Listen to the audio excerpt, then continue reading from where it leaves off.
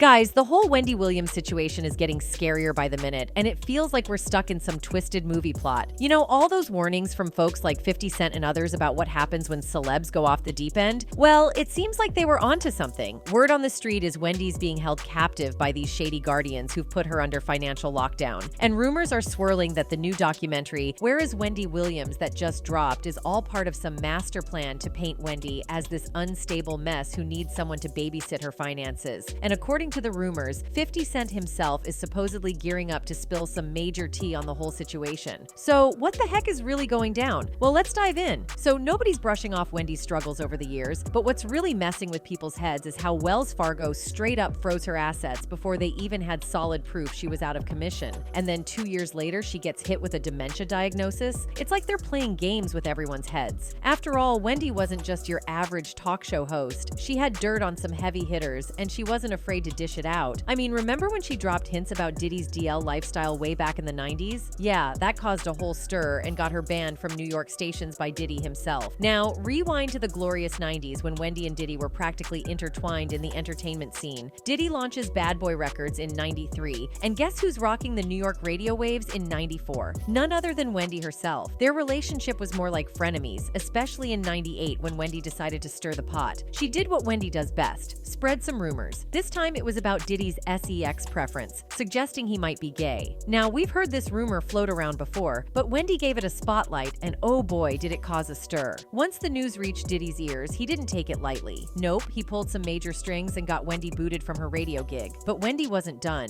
She claims to have received a snapshot of a man allegedly pulling Diddy's shorts down during a vacation in Cancun. Now, that's some next-level celebrity drama. Cue to Gene Deal, spilling the beans in an interview. So here's the lowdown. The interviewer throws shade, mentioning Kirk Burrows spilled some tea about Wendy getting the boot from Hot 97 over a puffy picture. Naturally, they want Gene's side of the story and the juicy details of that infamous snapshot. Gene Deal dives in, setting the scene in Cancun. Apparently, some dude thought it would be a good idea to mess around with Puff Daddy. He sneaks up, grabs Puffy's trunks, yanks them down, and voila, a compromising position captured by some girls with cameras. What happens next? They send that picture straight to Wendy Williams. Now, Wendy, being Wendy, sees an opportunity. She claims the photo shows Puffy in a compromising, let's say, questionable position, hinting at some gay vibes. She threatens to spill the tea, telling people about the email she received. Puffy's not having it, though. He throws down the ultimatum: either Hot 97 ditches Wendy before he lands back in New York, or no music from him or his industry pals. Cue a station boycott threat. Fast forward to a mini LA escape before returning to the Big Apple, and guess what? Wendy Williams is out of a job. Fired, done. Puffy's influence and the music industry's potential boycott worked like a charm. Wendy's radio reign in Philly comes to an abrupt end.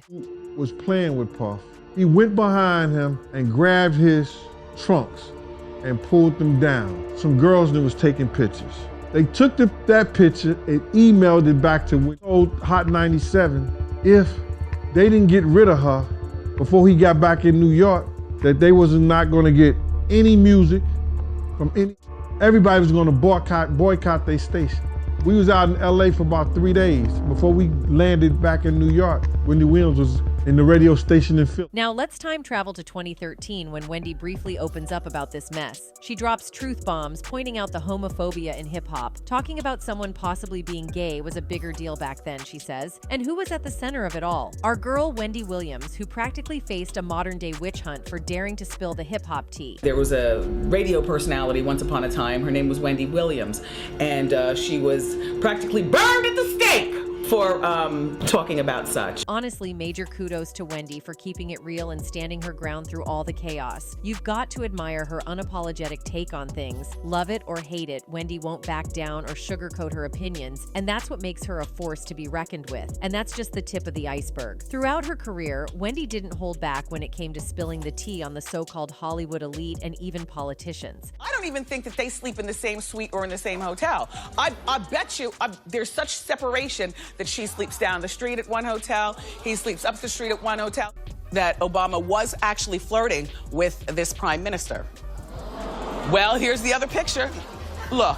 So does this mean someone actually silenced Wendy for knowing too much? Now, you've probably heard the heartbreaking news by now. Just days after her documentary, Where is Wendy Williams, aired on Lifetime, reports hit that Wendy's been hit with a double whammy: aphasia and frontotemporal dementia, which basically means her ability to speak and her brain function are taking a hit. It's like her whole world's been turned upside down. And to make matters worse, her battle with alcohol addiction hasn't exactly been doing her any favors. Now, we've all seen Wendy struggle with different health issues over the years. She's been very open about her struggles. In February 2018, Wendy dropped the bombshell she's got Graves' disease, causing hyperthyroidism. And guess what? This wasn't a recent diagnosis. She's been battling these conditions for nearly 2 decades. The pressure behind her eyes sometimes gives them a distinct look, and she rocks wigs in public because her thyroid situation has thinned out her natural hair. But wait, there's more. Wendy accidentally fractured her shoulder in December 2018. Like, can this woman catch a break? In March 2019, she revealed she'd been living in a sober house for a hot minute and dealing with vertigo. And just when you thought that was enough, later that year, she shared that she got hit with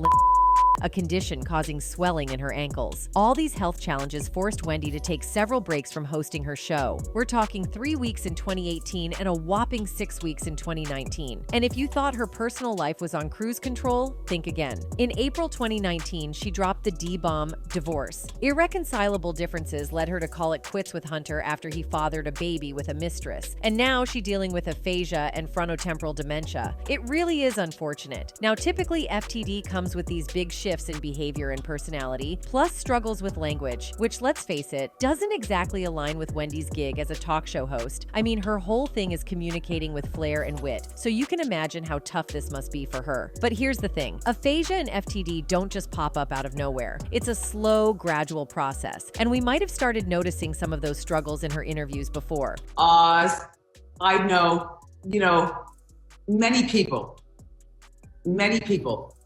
Dr. Oz, by the way, you know Dr. Oz? Of course, yeah.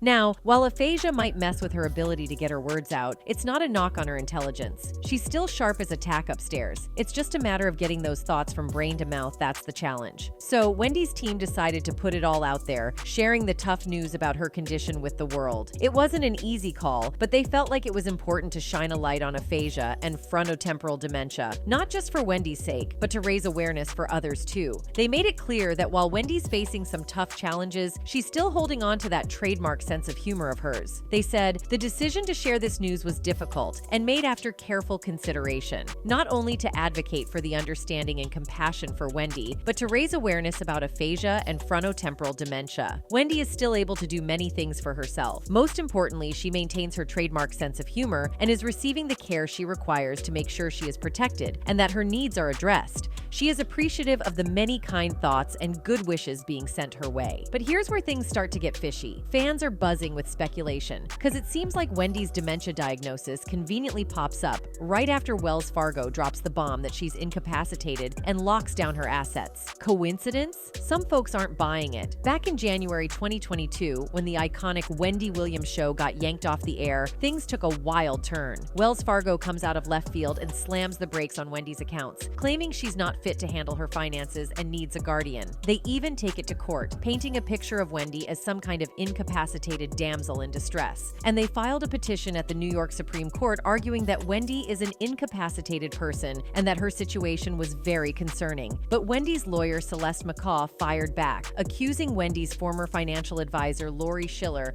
of lying to Wells Fargo about Wendy being of sound mind. In court filing, Wendy's lawyer revealed that Wendy had previously fired Lori due to improper conduct in relation to their professional relationship. So, allegedly, to get her revenge on Wendy, Lori went behind Wendy's back and convinced Wells Fargo that Wendy is incapable of handling her assets and needs a guardian as soon as possible. Wendy's lawyer also requested a restraining order against Wells Fargo, claiming that the bank was interfering with Wendy's right to access her financial assets and statements. But the court sided with Wells Fargo, and December 2022, it was revealed that attorney Sabrina Morrissey was appointed as Wendy's financial guardian. Now, people also pointed out that Wendy herself publicly called out Lori Schiller and Wells Fargo, accusing them of conspiring against her to put her under a guardianship. And as you will hear in this recording, Wendy didn't sound incoherent or of unsound mind. She made perfect sense and calmly explained how people on her team allegedly plotted against her. And Lori Schiller and Wells Fargo have this guardianship petition about keeping me away from my money. So this was recorded in March 2022, and you can see that Wendy had no problem speaking and she wasn't showing signs of aphasia or other dementia symptoms. But her representatives are now claiming that she was diagnosed a while ago and that her diagnosis is the reason she stepped down from her talk show. But see, Wendy's family have raised concerns over Wen's guardianship, and Wendy's son, Kevin Jr., alleged that some people on Wendy's team were deliberately pushing her to drink alcohol and then gave her documents and contracts to sign while she was under the influence, Kevin told the Sun. If they aren't providing it, they are definitely enabling a type of personality and giving her the green light to drink. Whoever has been hired, they are taking advantage of someone who needs to get better. Wendy's family is saying this court-appointed guardian is the only one with direct access to her. They can't just pick up the phone and give her a ring. She has to be the one to call them. Any kind of contact with her since she's been there? Yes, but again, same thing with this answer, it's layered. So she can call us, but we can't call her. How did she go from this aunt or sister that we love and is healthy 1 minute to this person who's in and out of the hospital? William's sister Wanda Finney asks in this week's People Cover story. How is that system better than the system the family could put in place? I don't know. I do know that this system is broken. I hope that at some point Wendy becomes strong enough where she can speak on her own behalf. Now, when this guardian swooped in back in May 2022, Wendy's family says they were totally left in the dark about what was going on. The court papers got sealed up tight, leaving everyone scratching their heads and wondering what the heck happened behind closed doors. All I know is that Wendy and her team walked into the courtroom one way, and they walked out, and the family is completely excluded, says Wanda. Just a month after this guardian swooped in, Wendy made headlines when she was caught on camera passed out drunk at a fancy Louis Vuitton store. She tried to get back on track by checking into a wellness facility for a couple of months starting in September 2022, but come March, things took another nosedive. Her manager and jeweler spilled the tea in the documentary, saying she was looking disheveled and dead set on hitting the bottle again, especially after a trip to LA. I think the film is a great illustration of what, in this one particular case, life looked like for someone that was under a guardianship, says Where is Wendy Williams? Executive producer Mark Ford. Just because you're under a guardianship doesn't mean that you're getting 24/7 care, and I think just leaving someone in their apartment isn't care.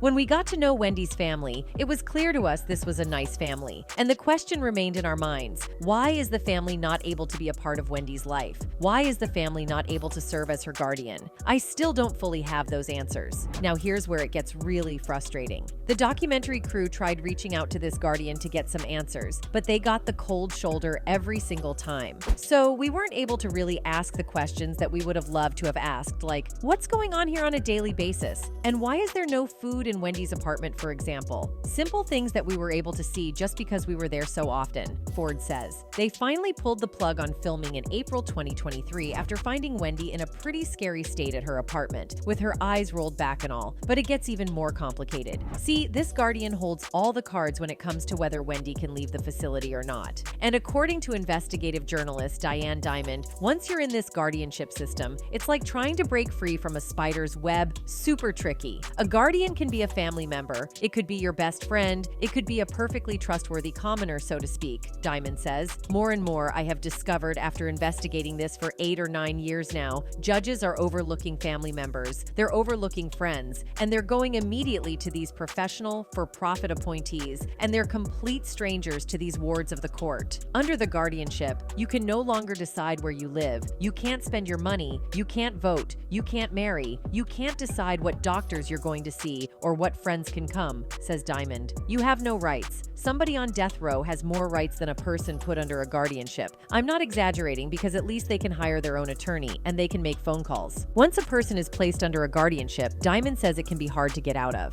I frankly worry that Wendy will never get out of guardianship because when a judge establishes a guardianship, it is most often for life, she says. If we were a society that really cared about protecting at-risk people, vulnerable people, then tell me why there's so many people sleeping out on the streets in New York City, Los Angeles, Dallas, Baltimore, Detroit, Chicago. We only seem to care about putting people who've got some money in guardianships, and Wendy Williams has got money. Wendy's family's been fighting tooth and nail to change this situation, and they want the world to know it's not about her money. We would take responsibility with regard to guardianship and personal needs to ensure that she was healthy. I'm not talking about her money. They've been accused of being after her cash, but Wendy's son, Kevin Hunter Jr., is setting the record straight. In the upcoming documentary, he's making it crystal clear that he's never taken a penny without Wendy's say-so. Have you ever taken money from your mother's account? Not without her consent. Now, another interesting fact is that after this Lifetime documentary came out, Wendy's financial guardian Sabrina Morrissey filed a lawsuit against Lifetime and tried to prevent the documentary from airing. But according to documents obtained by Hollywood Reporter, Morrissey's complaint was immediately vacated. This led some fans to speculate that Wendy's guardian filed the petition against Lifetime as a distraction to take the attention from her and make it look like she actually has Wendy's best interest at heart. Meanwhile, fans also started drawing parallels between Wendy's situation and Britney Spears' conservatorship. Remember when Britney spilled the tea in court about being misdiagnosed and pumped full of dangerous meds like lithium? And get this, her own lawyer allegedly advised her to keep quiet about it. Fans started speculating that maybe her lawyer was in cahoots with the conservators. And I would honestly like to sue my family, to be totally honest with you. I also would like to be able to share my story with the world and what they did to me instead of it being a hush-hush secret to benefit all of them. My attorney says I can't, it's not good. I can't let the public know anything. But wait, it doesn't end there. Kanye West jumps into the mix, dropping bombs about how he was also overprescribed some heavy-duty stuff. When someone suggested they were pulling a Britney on him, Kanye goes full conspiracy mode, claiming they were actually trying to off him like they did with Michael Jackson.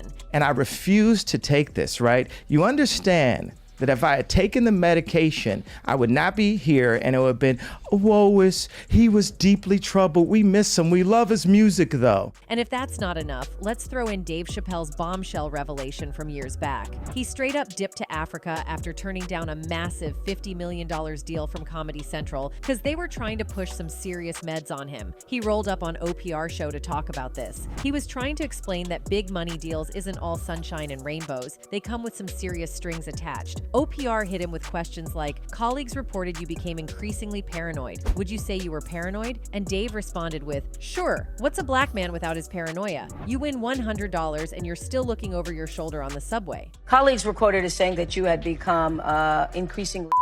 Would you say? Sure. First of all, what is a black man without his pack? OPR then asked if Dave went to a psychiatric hospital in South Africa. Dave, with his signature wit, was like, who? OPR, persistent as ever, kept pushing, and Dave laid it out. People around him were pushing for him to take antipsychotic meds. So did you go to a psychiatric hospital? In South Africa? Yeah. Who?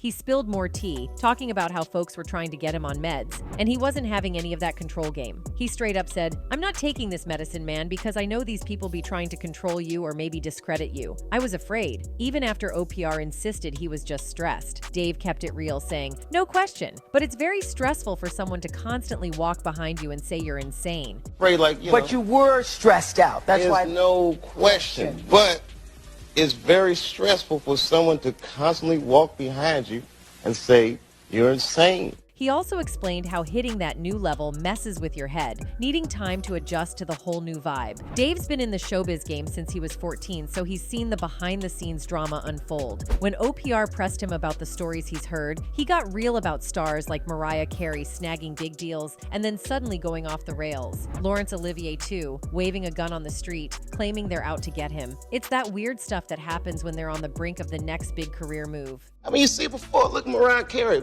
made a $100 million deal, and 3 months later, she's all of a sudden mysteriously crazy. Or Martin Lawrence punches through and he's waving a gun on the street screaming, they're trying to. Dave has also been open about how the industry tried to put the squeeze on him back in the day. It got so intense that he straight up jetted off to Africa, leaving his hit show behind when it was at its peak. The pressure and all those ethical concerns about where his show was headed just got to be too much, and he wasn't about to let them call the shots. But thankfully, Williams' family are not giving up and remains hopeful for the day they can reunite. Wendy's desire, as I understand it, is to be in Florida with her family, Wanda says. It's hinted at in the documentary that Williams wants to get out of her current situation, as Wanda is shown instructing her over the phone to write down every time her calls go unanswered, presumably to her guardian. During recent phone conversations with Williams, Wanda's daughter Alex, 33, says her aunt has been sounding really great. I have not heard my aunt sound this good in years. she says. To hear my aunt now in terms of just how clear she is, just how focused she is on the importance of family, and the reality in terms of facing and understanding where she's at physically and mentally and emotionally, it is like a 180. I'm always just reminding her when I'm on the phone with her that she has a world of people here that love you, are supporting you, and want to see you back. But she's sounds really good. I haven't seen her, but we are able to have full conversations. She's excited about her future. But what's your take on Wendy's situation? Do you think that someone wants to silence her for knowing too much? Drop your thoughts in the comment section and we'll catch you in the next video.